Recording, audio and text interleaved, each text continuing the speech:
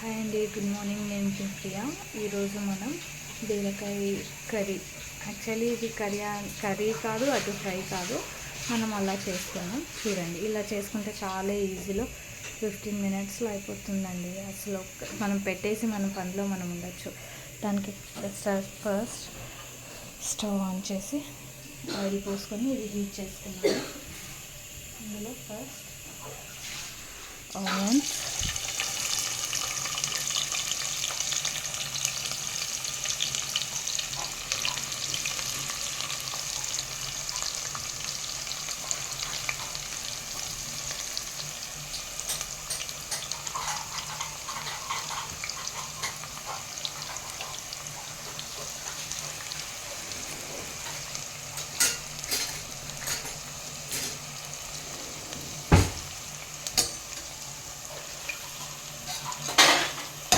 Onions fry అవ్వాలి.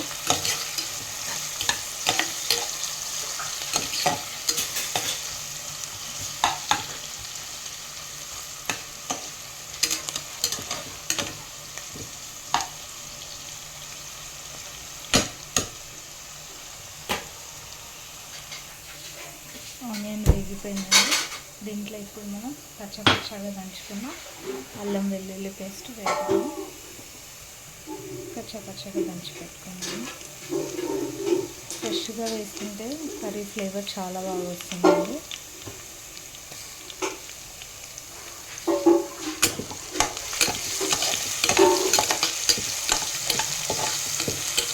ఒక్క నిమిషం పచ్చి వాసన పోతే చాలు.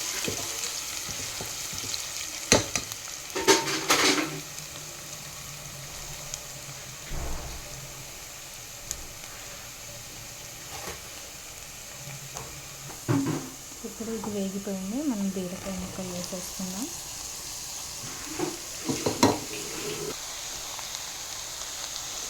మంచి కలిపేసుకొని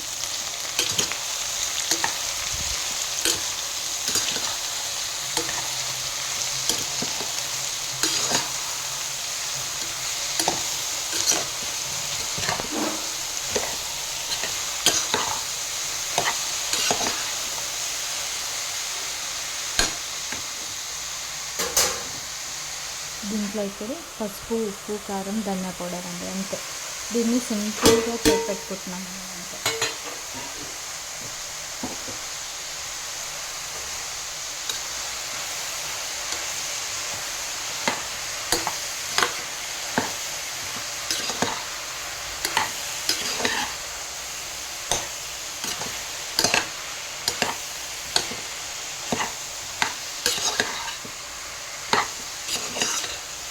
మిక్స్ చేసుకోవాలి.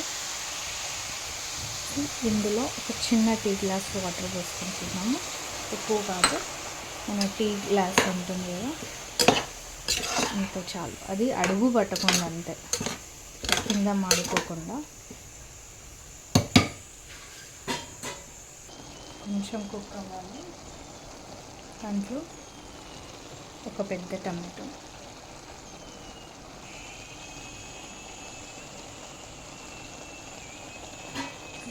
ఫస్ట్ కలుపుకుని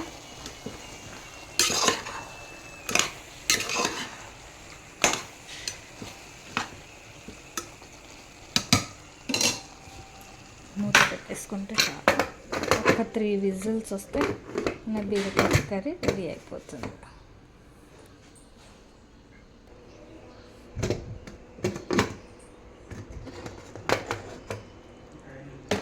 మన బీరకాయ కర్రీ ఇలా అవుతుందండి. ఒక 2 మినిట్స్ మళ్ళీ పెట్టుకొని కొత్తిమీర కరివేపాకు వేసుకొని దించుకుంటే అయిపోతుంది.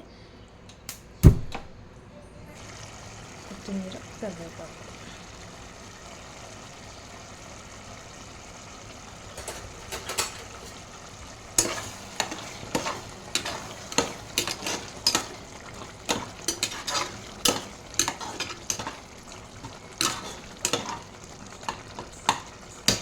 ఒక 2 మినిట్స్ పెడితే మన బీరకాయ కర్రీ రెడీ అయిపోతుంది.